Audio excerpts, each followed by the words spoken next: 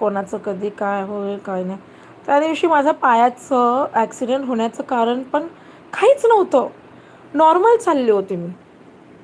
त्या दिवशी जर ते कचऱ्याचे डब्बे नसते ना माझ्या बॅकला, मला म्हणजे माझ्या डोक्याला आधाराला मिळाले नसते, तर कदाचित त्या दिवशी माझ्या बॅक साईडने मला माझ्या डोक्याला इजा झाली असते. आणि डोक्याला इजा झाली असते तर काय झालं असतं माझं, मला काही माहिती नाही. मला ते म्हणजे त्या क्षणाला काय झालं असतं नाही माहिती.